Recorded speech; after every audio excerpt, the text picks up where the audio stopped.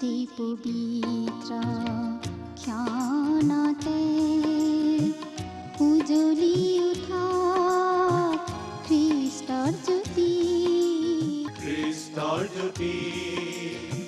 গ্ৰহণ কৰাই ভক্তি বচন এই মাথোন আমাৰ মিনতি গ্ৰহণ কৰাই ভক্তি বচন এই মাথোন।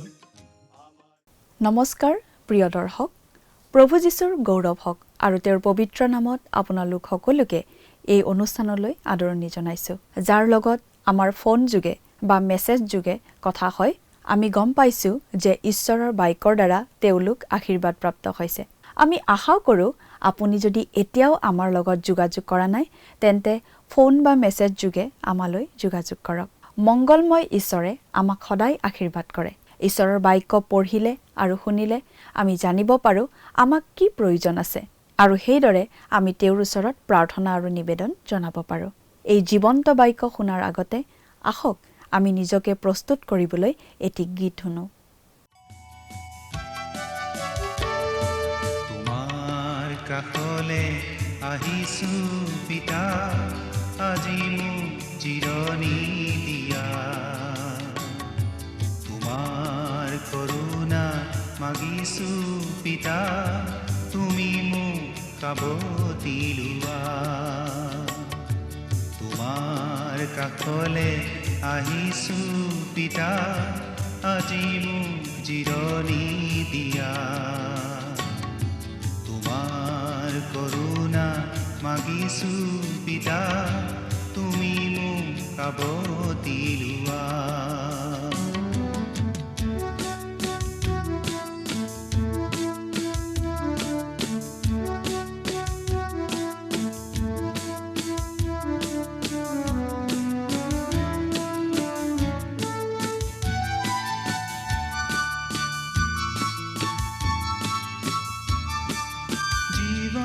বাটত ইমান নিৰাশা, মাথো দুখেৰে ভৰা।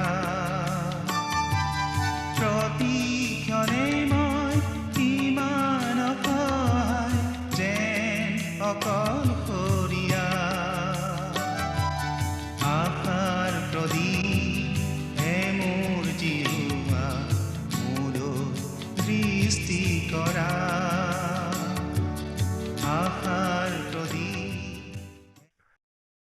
নমস্কাৰ। খ্ৰীষ্টীয় বিশ্বাসী ভাই ভনীসকললৈ বিশেষভাৱে প্ৰস্তুত কৰা আমাৰ এই বাইবেল অধ্যয়নৰ ধাৰাবাহিক অনুষ্ঠান ভক্তিবচনলৈ আপোনাক সকলোকে উষ্ম আদৰণি জনাইছোঁ। আমি এতিয়া বাইবেলৰ নতুন নিয়ম খণ্ডৰ প্ৰথমখন পুস্তক মুঠিয়ে লিখা শুভবাৰ্তা নামৰ পুস্তকখন অধ্যয়ন কৰি আছোঁ। আপুনি যদি আমাৰ আগৰটো অনুষ্ঠান চাইছিল, তেনেহ'লে আপোনাৰ নিশ্চয় মনত আছে যে আমি যোৱা অনুষ্ঠানত এই মুঠিয়ে লিখা শুভবাৰ্তা পুস্তকখনৰ 13 নম্বৰ অধ্যায়ৰ 24 নম্বৰ পদৰ পৰা 58 নম্বৰ পদলৈকে পঢ়ি তাৰ ভিত্তিত আগবঢ়োৱা আলোচনা শুনিবলৈ পাইছিলোঁ। আজিৰ অনুষ্ঠানত আমি মুঠিয়ে লিখা শুভবাৰ্তাৰ 14 নম্বৰ অধ্যায়ৰ শেষৰটো পদলৈকে পঢ়ি তাৰ ভিত্তিত আলোচনা আগবঢ়াবলৈ ওলাইছোঁ। যীশুখ্ৰীষ্টক ৰজা বুলি অস্বীকাৰ কৰা আৰু ধৰ্মীয় নেতাবিলাকৰ সৈতে তেওঁৰ বিবাদৰ ধাৰা মুঠিয়ে লিখা শুভবাৰ্তাৰ এই 14 নম্বৰ অধ্যায়টো চলি আছে। এই অধ্যায়টোৱে সংকটকাললৈ ধাৱমান হোৱা ঘটনাবিলাক প্ৰকাশ কৰিছে। হেৰোদ ৰজাই তেওঁৰ শপত ৰক্ষা কৰাৰ চলেৰে যোহন বাপ্তাইজকক বধ কৰোৱায়। এইটো আছিল পোহৰ আৰু সত্যৰ বিৰুদ্ধে এটা স্পষ্ট পদক্ষেপ, যিটোৱে যীশুৰ ওপৰত মুঠতে অত্যাচাৰী হাত দিবই। যীশু হেৰোদৰ অত্যাচাৰী শক্তিৰ পৰা ৰক্ষা পাবলৈ গুচি যোৱা নাই। তেওঁ গুচি গৈছিল কাৰণ তেতিয়াও তেওঁ নিৰূপিত সময় উপস্থিত হোৱা নাছিল বাবেহে। শুভবাৰ্তাসমূহত লিপিবদ্ধ কৰা 5,000 মানুহক খুওৱা ঘটনাটোলৈ আমি যদি অলপ গভীৰভাৱে মনোযোগ দি চাওঁ, তেন্তে যীশুৱে কৰা আচৰিত কাৰ্যবোৰৰ মাজত নিশ্চয় এই ঘটনাটোকো অতি দৰকাৰী যেন আমাৰ লাগে। গোটেইকেইজন শুভবাৰ্তাৰ লিখকে লিপিবদ্ধ কৰা এইটোৱে একমাত্ৰ অলৌকিক কাৰ্য। এতিয়া আমি 14 নম্বৰ অধ্যায়ৰ পৰা পাঠ কৰি দিম। 1 আৰু 2 নম্বৰ পদ। সেই সময়ত হেৰোদ ৰজাই যীশুৰ খ্যাতি শুনি তেওঁৰ বন্দীবিলাকক ক'লে, তেওঁ যোহন বাপ্তাইজক। তেওঁ মৃতবিলাকৰ মাজৰ পৰা উঠিল। এই হেতুকে এই সকলো পৰাক্ৰমে তেওঁৰ কাৰ্য সাধন কৰিছে। আমি যদি এইটো অন্ধবিশ্বাসৰ কথা বুলি কওঁ, তেনেহ'লে আমি ঠিকেই কোৱা হ'ব। এইটো সঁচাকৈয়ে এটা অন্ধবিশ্বাস আছিল। কিন্তু এইটো বাইবেলৰ অন্ধবিশ্বাসো নহয়, নাইবা যীশুৰ, নাইবা তেওঁৰ শিষ্যবিলাকৰ, নাইবা খ্ৰীষ্টীয় জগতৰো অন্ধবিশ্বাস নহয়। এইটো আছিল বৃদ্ধ হেৰোদৰ আৰু সেই সময়ৰ লোকবিলাকৰহে অন্ধবিশ্বাস। কোনোবাই কয়, সঁচাকৈ আমাৰ এই বৰ্তমান সমাজখনত আমি তেনেকুৱা অন্ধবিশ্বাসী নহয়। কথাটো বাৰু সঁচানে? সঁচাকৈ আজি তেনেকুৱা অন্ধবিশ্বাস নোহোৱা হৈ গৈছেনে? কিমান মানুহে যে জন্ম পত্ৰিকা, জ্যোতিষবিদ্যা আদিৰ পাছে পাছে চলি থাকে? কথাটো আমি মন কৰা উচিত। আমাৰ এই আধুনিক সংস্কৃতিত মানুহৰ মাজত চলি থকা নানা বিশ্বাসবোৰতো ইয়াৰ এটা গভীৰ প্ৰভাৱ আমি দেখা পাওঁ।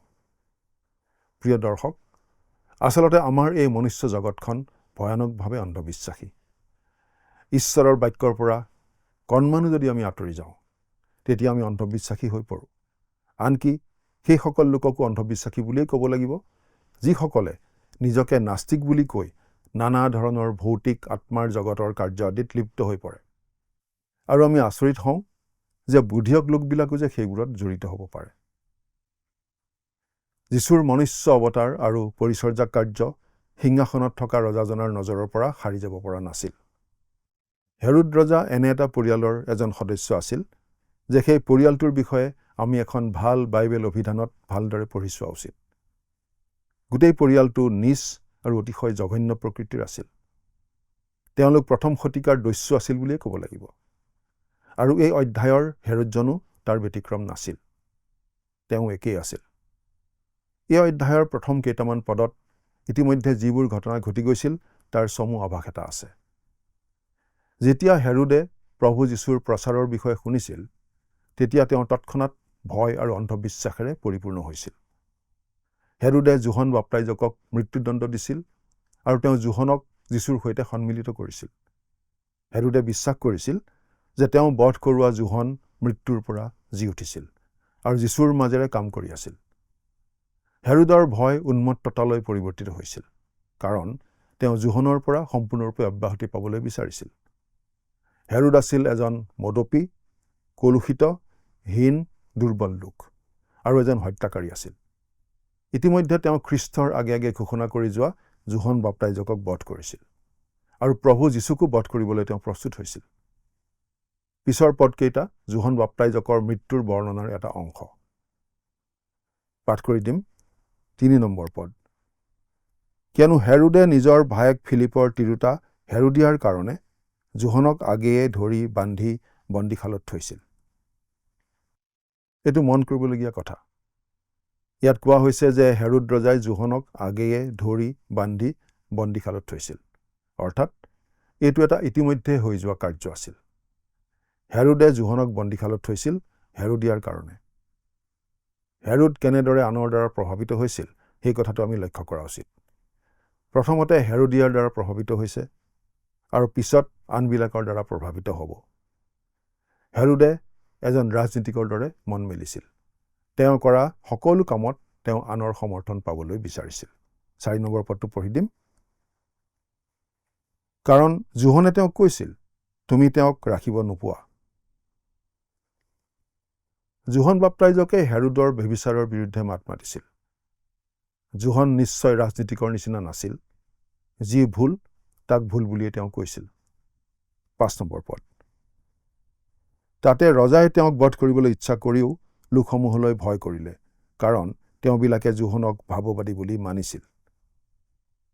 ইয়াত আমি দেখিছোঁ যে হেৰোদে লোকসমূহলৈ ভয় কৰিছিল। ৬ নম্বৰ পদ। কিন্তু হেৰোদৰ জন্মদিনৰ দিনা হেৰোদিয়াৰ জীয়েকে সভাৰ মাজত নাচি হেৰোদৰ সন্তোষ জন্মালে। হেৰোদ আছিল নিজৰ ভায়েকৰ পত্নীৰ সৈতে বাস কৰা এজন কামাসক্ত লম্পট লোক।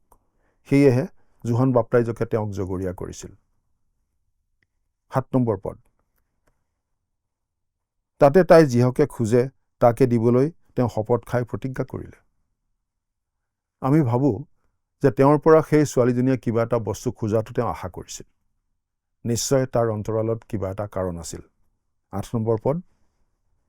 পাছে তাই মাকৰ পৰা উদগনি পাই ক'লে, জোহন বাপ্তাইজকৰ মূৰটো এখন থালতকৈ ইয়াতে মোক দিয়ক। মাক হেৰোদিয়াই হেৰোদৰ নামতে ৰাণীৰ দৰে বাস কৰি আছিল। সেইবাবে জোহনে তাইক দোষাৰোপ কৰাৰ কাৰণে তাই প্ৰতিশোধ ল'ব বিচাৰিছিল। সেয়েহে এটা জঘন্য কামনাৰে জীয়েকক এনেদৰে উদগনি দিছিল, জোহনৰ মূৰটো খুজিবলৈ। এয়া আছিল তাইৰ এটা নিষ্ঠুৰ আৰু অবৈধ সম্বন্ধৰ প্ৰতি থকা হেঁপাহৰ প্ৰকাশ। 9 নম্বৰ পদ, তাতে ৰজা দোষিত হ'ল, কিন্তু নিজৰ শপতৰ কাৰণে আৰু তেওঁৰে সৈতে ভোজনত বহাবিলাকৰ কাৰণেও তেওঁ দিবলৈ আজ্ঞা কৰিলে। কল্পনা কৰি চাওকচোন, এজন মানুহ তেনেদৰে অনুপ্ৰাণিত হয়। তেওঁ শপত খোৱাৰ পাছত সেইটো পালন নকৰিলে তেওঁৰ অতিথিবিলাকে কি ভাবিব বুলি তেওঁ ভয় কৰিছিল। 10 আৰু 11 নম্বৰ পদ, পাছে মানুহ পঠাই বন্দীশালতে জোহনৰ মূৰ ছেদন কৰালে। তাতে তেওঁৰ মূৰটো এখন থালত আনি ছোৱালীজনীক দিয়া হলত তাই তাক মাকৰ তালৈ নিলে। সেই সময়ত তেনেদৰে চলি থকা নিজ আৰু অবৈধ সম্বন্ধৰ প্ৰতি থকা হেঁপাহে প্ৰচলিত সমাজখনত থকা ধৰণকৰণকেই প্ৰকাশ কৰিছে। জোহন বাপ্তাইজকৰ মূৰ ছেদন কৰা হ'ল আৰু তেওঁৰ মূৰটো এখন থালত আনি নৰ্তকী ছোৱালীজনীক দিয়া হ'ল। মানৱ প্ৰকৃতি বৰ বেছি সলনি নহয়। ব্যভিচাৰ আৰু নৰবধ আজিৰ সমাজখনৰো এটা অংশ। 12 নম্বৰ পদ, তেতিয়া তেওঁৰ শিষ্যবিলাকে গৈ গাড়ীডোখৰ তুলি নি মৈদাম দিলে, পাছে আহি যীচুক সংবাদ দিলে। জোহনৰ শিষ্যবিলাকে শিৰচ্ছেদ হোৱা জোহনৰ শৰীৰৰ বাকীডোখৰ বিচাৰিছিল আৰু খুব আলফুলকৈ আৰু মৰমেৰে তাক মৈদাম দিছিল। প্ৰভু যীশু তাৰ পৰা আঁতৰি গৈছিল, কাৰণ তেওঁ জানিছিল হেৰোদৰ ভয় উন্মত্ততালৈ পৰিৱৰ্তিত হ'ব আৰু তেওঁৰ কাৰণেও কিবা উদ্ভণ্ডালি হেৰোদে কৰিব। প্ৰভুৱে এই মানুহজনক ভালদৰে জানিছিল আৰু কিছু সময়ৰ বাবে তেওঁ তাৰ পৰা আঁতৰি থাকিব বিচাৰিছিল, কাৰণ তেওঁ সমৰ্পিত হোৱাৰ সময় তেতিয়াও হোৱা নাছিল। 13 নম্বৰ পদ পঢ়িম। যীশুৱে তাকে শুনি তাৰ পৰা আঁতৰি গৈ নিৰ্জন ঠাইলৈ নাৱেৰে পৃথক হৈ গ'ল। কিন্তু লোকসমূহে তাকে শুনি নগৰবোৰৰ পৰা বামেদি তেওঁৰ পাছে পাছে গ'ল। প্ৰভু যীশুৱে নাৱেৰে গালিল সাগৰখন পাৰ হৈ গৈছিল, কিন্তু মানুহবোৰে তেওঁক এৰি দিব খোজা নাছিল আৰু বামেৰে খোজকাঢ়ি কাঢ়িয়েই তেওঁৰ পাছে পাছে গৈছিল। তেওঁলোকে গালিল সাগৰৰ বামে বামে তেনেদৰে খোজকাঢ়ি গৈছিল প্ৰভুক লগ পাবলৈ। তেওঁলোকে গৈ গালিলৰ আনটো পাৰত প্ৰভু যীশুক লগ পাইছিল। এই কথাটো ইয়াকে প্ৰকাশ কৰে যে প্ৰভু যীশু সেই লোকসমূহৰ মাজত অতিশয় জনপ্ৰিয় আছিল। 14 নম্বৰ পদ, তেতিয়া তেওঁ বাহিৰ ওলাই বহু মানুহৰ এটা দল দেখি তেওঁবিলাকলৈ মৰম লাগি তেওঁবিলাকৰ নৰিয়াবিলাকক সুস্থ কৰিলে। এই কথাটো মন কৰিবলগীয়া যে মানুহবিলাকে তেওঁলোকৰ মাজৰ নৰিয়াত পৰা লোকসকলক প্ৰভু যীশুৰ ওচৰলৈ লৈ আহিছিল। সেইদিনা তেওঁ অনেক লোকক সুস্থ কৰিছিল। প্ৰভু যীশুৱে যেনেদৰে সুস্থ কৰিছিল তাৰ লগত আজিকালি সুস্থতা প্ৰদানকাৰী অভিযান চলোৱা লোকসকলৰ পৰিচৰ্যাক তুলনা কৰা মানে ঈশ্বৰক নিন্দা কৰাৰ নিচিনাহে হ'ব। প্ৰভু যীশুৰ এই পৰিচৰ্যাই তেওঁৰ ওপৰত প্ৰতিফলন ঘটায়, কাৰণ তেওঁ যিবোৰ কাম কৰিছিল সেইবোৰ আছিল সকলোৰে বাবে প্ৰকাশ আৰু স্পষ্ট। 15 নম্বৰ পদটো পঢ়ি দিম। পাছে গধূলি হলত শিষ্যবিলাকে তেওঁৰ ওচৰলৈ আহি ক'লে, এই ঠাই নিৰ্জন আৰু বেলাও গ'ল। লোকসমূহে গাঁৱে গাঁৱে গৈ নিজৰ নিমিত্তে খোৱা বস্তু কিনিবলৈ তেওঁবিলাকক বিদায় দিয়ক। শিষ্যবিলাকে যীচুক পৰামৰ্শ দিবলৈ চেষ্টা কৰিছে। যীশুৱে কি কৰিব লাগে তেওঁলোকে ক'ব খুজিছে। তেওঁলোকৰ পৰামৰ্শ এই আছিল যে লোকসমূহক গাঁৱে গাঁৱে পঠাব লাগে। 16 নম্বৰ পদ, কিন্তু যীশুৱে শিষ্যবিলাকক ক'লে, তেওঁবিলাক যাবৰ প্ৰয়োজন নাই, তোমালোকেই তেওঁবিলাকক খাবলৈ দিয়া। এই 5,000 মানুহক খুওৱা কাৰ্যটো 4খন শুভবাৰ্তাতে উল্লেখ থকা এটা অলৌকিক কাৰ্য। সেয়েহে এইটো অকলেই এটা অতি গুৰুত্বপূৰ্ণ অলৌকিক কাৰ্য। এনেকুৱা লাগে যেন প্ৰভু যীশুৱে কেতিয়া কি কৰিব লাগে তাকে ক'বলৈ শিষ্যবিলাকে নিজকে নিৰ্দেশক মণ্ডলীত নিয়োগ কৰিছে। কিন্তু তেওঁবিলাকক কৈছিল যে মানুহবোৰক পঠিয়াই দিব নালাগে, তেওঁলোকক তোমালোকে খাবলৈ দিয়া, তেওঁলোক যাবৰ প্ৰয়োজন নাই। এইটো এটা অসম্ভৱ নিৰ্দেশ আছিল। 17 নম্বৰ পদ, তাতে শিষ্যবিলাকে তেওঁক ক'লে, আমাৰ ইয়াত কেৱল 5টা পিঠা আৰু 2টা মাছহে আছে, কেৱল 5টা পিঠা আৰু 2টা মাছ থকাটো হৈছে আমাৰ বৰ্তমানৰ মণ্ডলীসমূহৰ দুখ লগা অৱস্থাৰ এখন ছবিৰ নিচিনা। এতিয়াও বহুতো লোকে কৈ থাকে যে আমি লোকসমূহক যাবলৈ দিব লাগে, যাতে তেওঁলোকৰ নিয়মীয়া প্ৰয়োজনীয় বস্তুখিনি লৈ আনিব পাৰে। মানসিক সহায়ৰ বাবে আমি তেওঁলোকক মনোবৈজ্ঞানিক পণ্ডিতবোৰৰ ওচৰলৈ আৰু শাৰীৰিক প্ৰয়োজনসমূহৰ বাবে জাগতিক সাহায্যৰ বাবে আন ঠাইবোৰলৈ পঠাওঁ। লোকসকলক দিবলৈ আমাৰ হাতত আত্মিক আহাৰ আছে যদিও ই কেৱল 5টা পিঠা আৰু 2টা মাছৰ নিচিনা, যেন অতি নগণ্যহে। আমাৰ এনে অনুভৱ হয়। কিন্তু প্ৰয়োজনীয় বস্তুটো হৈছে প্ৰভু যীশুৰ শক্তি। আমাৰ যদি কেৱল সেইটো শক্তি আছে, তেনেহ'লে আমি লোকসমূহক আঁতৰাই পঠাবৰ কোনো প্ৰয়োজন নহ'ব। আমি সেই কথাটো অনুভৱ কৰিবলৈ অসমৰ্থ যে আমাৰ সমস্যাবিলাকৰ সমাধান কোনো মানৱীয় কল্পনাত নাই, একমাত্ৰ ঈশ্বৰতহে আছে। আজি মণ্ডলী যে শক্তিহীন, তাত আচৰিত হ'বলগীয়া একো নাই। 18 নম্বৰ পদ পঢ়িম। তেওঁ ক'লে, তাকে মোৰ ইয়ালৈ আনা। প্ৰভু যীশুৰ এই উত্তৰটো আমাৰ ভাল লাগে। তেওঁ প্ৰভু, আৰু তেওঁ আমাক কৈছে, তোমাৰ যি আছে তাকে মোৰ ওচৰলৈ লৈ আহা। কিন্তু আমাৰ হাতত যি আছে তাকে তেওঁৰ ওচৰলৈ নানি আমাৰ যি নাই তাকহে আমি গণনা কৰি থাকোঁ। প্ৰশ্নটো হৈছে, আমাৰ যি আছে তাক সমূলি এৰি দিবলৈ আৰু এনেদৰে এৰি দিয়া কামত আমাক পৰিচালনা কৰিবলৈ কেৱল তেওঁকেই সুযোগ দিবলৈ আমি ইচ্ছা কৰোঁনে নাই, সেইটোহে। আমি এই ধাৰণাটো লোৱা উচিত নহয় যে এই সৰু ল'ৰাটোৰ 5টা অতি ডাঙৰ ডাঙৰ পিঠা আছিল। নাই, সেইবোৰ সঁচাকৈ সৰু সৰু পিঠাই আছিল। তাত 5,000তকৈ অধিক বোকাটোৰ লোক আছিল আৰু তেওঁবিলাকৰ হাতত মাত্ৰ 5টা সৰু সৰু পিঠা আছিল। এই সৰু ল'ৰাজনেই সেই পিঠাকেইটা আনিছিল আৰু সেইকেইটা হয়তো তাৰ দুপৰীয়াৰ আহাৰ আছিল আৰু সি হয়তো ইয়াৰ অলপ অলপ খাইছিলোঁ। 5টা পিঠা আৰু 2টা সৰু মাছ, আৰু যীশুৱে কৈছিল, তাকে মোৰ ইয়ালৈ লৈ আহা। 19 নম্বৰ পদ। পাছে তেওঁ লোকসমূহক ঘাঁহৰ ওপৰত বহিবলৈ আজ্ঞা দিলে আৰু সেই 5টা পিঠা আৰু 2টা মাছকে লৈ স্বৰ্গলৈ চাই আশীৰ্বাদ কৰিলে। পাছে পিঠাখিনি ভাঙি শিষ্যবিলাকক দিলে আৰু তেওঁলোকে লোকসমূহক দিলে। তেওঁ লোকসমূহক ঘাঁহৰ ওপৰত বহিবলৈ আজ্ঞা দিলে। এজন লোকে ইয়াৰ এটা অতি মনোগ্ৰাহী কথালৈ আমাৰ মনোযোগ আকৰ্ষণ কৰিছে, যিটো কথা আমি হয়তো প্ৰায় মন নকৰোঁ বা অনুভৱ নকৰোঁ। মাৰ্কে লিখা শুভবাৰ্তাত আমাক কোৱা হৈছে যে তেওঁ মানুহবোৰক 100 আৰু 50-50কৈ জুম জুমকৈ বহুৱাইছিল। আৰু এই মানুহবিলাকে ৰং বিৰঙৰ কাপোৰ পিন্ধিছিল আৰু সেউজীয়া ঘাঁহনিত তেওঁলোকে বোধ হয় নিজ নিজ গাঁও অনুসৰি নিজ নিজ সুকীয়া সুকীয়া পোছাক অনুযায়ী বহিছিল। সন্মুখৰ পাহাৰৰ ফালৰ পৰা এই ৰং বিৰঙৰ দলবিলাক দেখিবলৈ নিশ্চয় বৰ ভাল লাগিছিল। এই অঞ্চলত বেঙেনা বৰণীয়া ৰং প্ৰস্তুত কৰা হৈছিল, গতিকে মানুহবোৰক দূৰৰ পৰা পুৰণি আৰ্হিৰ এখন নিহালি যেন লাগিছিল নিশ্চয়। প্ৰভু যীশুৱে তেওঁলোকক তেনেদৰে বহুৱাইছিল। প্ৰভুৱে কাৰ্যবোৰ সুশৃংখলভাৱে কৰিছিল। স্বৰ্গলৈ চাই আশীৰ্বাদ কৰিলে, পাছে পিঠাখিনি ভাঙি শিষ্যবিলাকক দিলে আৰু তেওঁলোকে লোকসমূহক দিলে। এই যিবিলাক শিষ্যই যীশুৱে কেতিয়া কি কৰিব লাগে, কেতিয়া কি কৰিব নালাগে তাৰ মন্ত্ৰণা দিবলৈ নিজকে নিৰ্দেশক মণ্ডলীত নিযুক্ত কৰিছিল, তেওঁলোকে এতিয়া লোকসমূহৰ শুশ্ৰূষা কৰি নিজকে বিলনীয়া যেন অনুভৱ কৰিছিল। আৰু বৰ্তমান সময়ত এইটো সঁচাকৈয়ে পাচনিবিলাকৰ, শিষ্যবিলাকৰ, পৰিচৰ্যাকাৰীবিলাকৰ, প্ৰচাৰকসকলৰ আৰু সকলো খ্ৰীষ্টীয় বিশ্বাসীৰ কাম হ'ব লাগে। আমি লোকসমূহক আহাৰ দিব লাগে। আজি মণ্ডলীৰ বাবে যিটো প্ৰয়োজনীয় কথা সেইটো হৈছে বিলনীয়াসকলে জীৱনৰ আহাৰ বিলাব লাগে, আৰু সেই আহাৰ হৈছে ঈশ্বৰৰ বাক্য। সেইটোৱেই আজি আমাৰ কৰ্তব্য। আজি সকলো বিশ্বাসীয়ে সেই বিলনীয়াৰ দায়িত্ব পালন কৰা উচিত। 20 নম্বৰ পদটো পঢ়িম। তাতে সকলোৱে খাই তৃপ্ত হ'ল আৰু সেই দুখৰীৰ অৱশেষখিনিৰে ভৰা 12টা পাচি তুলি ল'লে। আমি আগতে ভাবিছিলোঁ যে দুখৰীৰ অৱশেষখিনি তুলি লোৱা মানে তেওঁবিলাকে আমি যে কওঁ জাবৰ জোথৰ সেইবোৰ তুলি লৈছিল।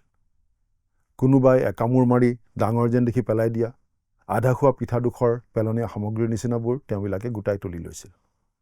অৱশ্যে এতিয়া আমি স্বীকাৰ কৰোঁ যে ইয়াত তেতিয়াও 12টা পাচিত পিঠা আৰু মাছ আছিল। তাক তেতিয়াও স্পৰ্শ কৰা হোৱা নাছিল। আমাৰ এই কথাটো বুজিবলৈ টান লাগে যে যোৱা নিশা এই জগতৰ এক বুজন পৰিমাণৰ লোকে অনাহাৰেই শুব লগা হৈছিল। সেইদিনা অনেক লোকেই জনা নাছিল তেওঁলোকে পেট পূৰাই খোৱা বস্তুটোনো আচলতে কি আছিল। কিন্তু 12 খাদ্য ৰৈ যোৱা এই ঘটনাটোৱে ইয়াকে শিকাইছে যে প্ৰতিজন লোকেই পেট পূৰাই খাবলৈ পাইছিল। 21 নম্বৰ পদ। ল'ৰা তিৰোতাত বাজে সেই ভোজন কৰা মানুহ 5,000 মান আছিল। 5,000 পুৰুষ আছিল, মহিলা আৰু ল'ৰা ছোৱালীক হিচাপত নধৰাকৈ। 22 নম্বৰ পদ। তেতিয়া তেওঁ লোকসমূহক বিদায় দিয়া মানে শিষ্যবিলাক নাৱত উঠি তেওঁৰ আগেয়ে সিপাৰলৈ যাবলৈ আগ্ৰহেৰে আজ্ঞা দিলে। আগ্ৰহেৰে শব্দটো হৈছে অত্যাৱশ্যক আৰু এটা খৰ গতি বুজোৱা শব্দ। 23 আৰু 24 নম্বৰ পদ। পাছে তেওঁ লোকসমূহক বিদায় দি প্ৰাৰ্থনা কৰিবলৈ অকলে পৰ্বতৰ ওপৰলৈ উঠিল। আৰু সন্ধ্যা হলত তাত অকলশৰে আছিল। সেই সময়ত বতাহ সন্মুখে হোৱাত সাগৰৰ মাজত নাওখন ঢৌত ঢলং পলং কৰি আছিল। প্ৰভু আছে পৰ্বতত, প্ৰাৰ্থনা কৰা ঠাইত। শিষ্যবিলাক গালিল সাগৰত, অন্ধকাৰৰ মাজত বতাহ ধুমুহাৰ সন্মুখীন হৈছে। তেওঁলোক সংকটত আছে, ঠিক আমাৰ এই বৰ্তমান সময়ৰ ছবিখনৰ দৰে। আমাৰ প্ৰভু পিতৃৰ ওচৰলৈ গ'ল আৰু পিতৃৰ সোঁহাতে বহি আছে। আৰু আজি আমি এই জগতত সংকটৰ মাজত নাৱত ঢলং পলং কৰি থকা অৱস্থাত আছোঁ। 25 নম্বৰ পদ। পাছে 4ৰ্থ পৰমান নিশাত তেওঁ সাগৰৰ ওপৰত খোজকাঢ়ি তেওঁলোকৰ ওচৰলৈ আহিল। ৰাতিপুৱাৰ প্ৰায় 3মান বজাৰ পৰা পোহৰ নোহোৱালৈকে এই সময়খিনিকে 4ৰ্থ প্ৰহৰ বুলি ক'ব পাৰি। আৰু প্ৰভু যীশুৱে সাগৰেৰে খোজকাঢ়ি শিষ্যবিলাকৰ ওচৰলৈ আহিছিল। 26 নম্বৰ পদ। তেতিয়া তেওঁক সাগৰৰ ওপৰত খোজ কঢ়া দেখি শিষ্যবিলাকৰ উগুল থুগুল লাগি এয়ে ভূত বুলি ভয় কৰি চিঞৰিবলৈ ধৰিলে। আমাৰ প্ৰভু পৰ্বতৰ ওপৰত আছে আৰু শিষ্যবিলাকক ধুমুহাৰ সন্মুখীন হোৱা আৰু বৰ পৰিশ্ৰম কৰি নাও বাই যোৱা তেওঁ দেখিছে। তাৰ পাছত তেওঁ 4ৰ্থ পৰমান নিশাত তেওঁলোকৰ ওচৰলৈ আহিছিল। তেওঁলোকে যেতিয়া তেওঁক দেখিলে তেওঁলোকে ভূত ভূত বুলি ভয় কৰি চিঞৰিবলৈহে ধৰিলে। 27 আৰু 28 নম্বৰ পদ পঢ়ি দিম। কিন্তু যীশুৱে তেতিয়াই তেওঁলোকক মাতি ক'লে, নিৰ্ভয় হোৱা, মইহে, ভয় নকৰিবা। তাতে পিতৰে তেওঁ উত্তৰ দি ক'লে, হে প্ৰভু, আপুনিহে যদি, তেন্তে মোক আপোনাৰ ওচৰলৈ পানীৰ ওপৰেদি যাবলৈ আজ্ঞা দিয়ক। আমি মন কৰা উচিত যে যীশুৱে এইবাবে পিতৰক তিৰস্কাৰ কৰা নাছিল। 29 নম্বৰ পদ। তাতে তেওঁ আহা বুলি ক'লত পিতৰে নাৱৰ পৰা নামি পানীৰ ওপৰত খোজকাঢ়ি যীশুৰ ওচৰলৈ গ'ল। পিতৰে যীশুৰ কথামতে পানীত খোজকাঢ়ি আগবাঢ়ি গ'ল। 30 নম্বৰ পদ। কিন্তু বতাহ দেখি ভয় কৰি ডুবিবলৈ ধৰাত তেওঁ চিঞৰ মাৰি ক'লে, হে প্ৰভু, মোক ৰক্ষা কৰক। পিতৰে যেতিয়া পানীৰ ওপৰত খোজকাঢ়ি আছিল তেতিয়া তেওঁৰ দৃষ্টি প্ৰভু যীশুৰ পৰা আঁতৰাই আনিছিল আৰু লগে লগে তেওঁ ডুবিবলৈ ধৰিছিল। আৰু যেতিয়া তেওঁ ডুবিবলৈ ধৰিলে তেতিয়া তেওঁ হে প্ৰভু, মোক ৰক্ষা কৰক বুলি অতি চমু প্ৰাৰ্থনাটো কৰিছিল। এতিয়া আমি 31 নম্বৰ পদৰ পৰা একেলগে 36 নম্বৰ পদলৈকে পঢ়ি দিম। তেতিয়াই যীশুৱে হাত মেলি তেওঁক ধৰি ক'লে, হে অল্পবিশ্বাসী, তুমি কিয় সংশয় কৰিলা? পাছে তেওঁলোক নাৱত উঠিলত বতাহ গুচিল। তেতিয়া নাৱত থকাবিলাকে তেওঁক প্ৰণিপাত কৰি ক'লে, স্বৰূপেই আপুনি ঈশ্বৰৰ পুত্ৰ। পাছে তেওঁলোকে পাৰ হৈ গিনেচৰত প্ৰদেশ পালেহি। তেতিয়া সেই ঠাইৰ মানুহবিলাকে তেওঁক চিনি পাই দেশৰ চাৰিওফাললৈ মানুহ পঠাই সকলো ৰোগীক তেওঁৰ ওচৰলৈ অনালে। আৰু তেওঁলোকে যেন তেওঁৰ কাপোৰৰ দহিমাথোন চুবলৈ পায় তেওঁক এনে মিনতি কৰিলে, আৰু যিমান লোকে চুলে সেই সকলোৱে ৰক্ষা পালে। বতাহ গুচাৰ পাছত তেওঁৰ প্ৰয়োজন থকা লোকসমূহৰ মাজত তেওঁ একেৰাহে পৰিচৰ্যা কৰি আছিল। আমি আকৌ সেই লোকসমূহৰ কথাকে অলপ চাওঁ হওক, যিবিলাকক সেইদিনা সুস্থ কৰা হৈছিল। 2টা এটা নহয়, প্ৰভু যীশুৰ দ্বাৰা অনেক লোকক সুস্থ কৰা হৈছিল। মথিয়া লিখা শুভবাৰ্তাৰ 14 নম্বৰ অধ্যায়ৰ আলোচনা আজি ইমানতেই সামৰিব খুজিছোঁ। পৰৱৰ্তী অনুষ্ঠানত পুনৰ লগ পোৱাৰ আশা ৰাখিছোঁ। কিন্তু তাৰ আগতে আহকচোন খন্তেক প্ৰাৰ্থনাত মূৰ্ণত কৰোঁ।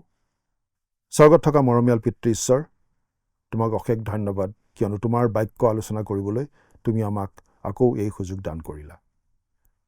প্ৰাৰ্থনা কৰিছোঁ প্ৰভু, আমি যেন সকলো সময়তে আমাৰ দৃষ্টি তোমাতেই থিৰ কৰি ৰাখিব পাৰিম আৰু আমাৰ চাৰিওফালে থকা বিপদবোৰলৈ নাচাই একমাত্ৰ তোমালৈ চাই সাহসেৰে আগুৱাই গৈ থাকিব পাৰিম। আমাৰ সকলোকে এনে মন দান কৰা। আমাৰ দৰ্শকসকলৰ ওপৰত তোমাৰ অনুগ্ৰহৰ আশীৰ্বাদ বিশেষভাৱে বৰষাই থাকিবা। কিয়নো প্ৰাৰ্থনা আমাৰ মহান ত্ৰাণকৰ্তা নাছৰীয়া যীশুৰ নামত আগবঢ়াইছোঁ। আমেন। প্ৰিয় দৰ্শক, আমি ঈশ্বৰৰ পবিত্ৰ বাক্য অধ্যয়ন কৰিলোঁ। আপোনাক ধন্যবাদ আপুনি আমাৰ লগত জড়িত থকা বাবে। পৰৱৰ্তী অনুষ্ঠানত পুনৰ লগ পাম। ঈশ্বৰে আপোনাক কুশলে ৰাখক। নমস্কাৰ।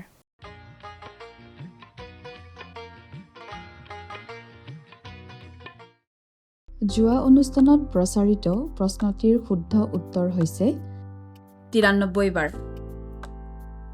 আজিৰ অনুষ্ঠানৰ আধাৰিত প্ৰশ্নটি হৈছে জোহন বাপ্তাইজকক কোন ৰজাই বধ কৰিছিল? Option A Herod, option B Pilate, option C দাউদ, অপশ্যন ডি চলোমন। প্ৰিয় দৰ্শক, আজিৰ প্ৰশ্নৰ সঠিক উত্তৰটো আজি সন্ধিয়া 6 বজাৰ আগেয়ে আপোনাৰ নাম আৰু ঠিকনাৰে সৈতে আমালৈ 7429840242 নম্বৰত SMS নাইবা হোৱাটছআপৰ যোগে প্ৰেৰণ কৰক। প্ৰিয় দৰ্শক, আপুনি যদি আমাৰ এই অনুষ্ঠানৰ যোগেদি আশীৰ্বাদপ্ৰাপ্ত হৈছে আৰু আমাৰ লগত কথা পাতিবলৈ বিচাৰিছে বা আপোনাক প্ৰাৰ্থনাৰ সহায় আৰু পৰামৰ্শ লাগে, তেন্তে আমালৈ 7429840242 এই নম্বৰত পোনপটীয়াকৈ ফোন কৰিব পাৰিব। ধন্যবাদ।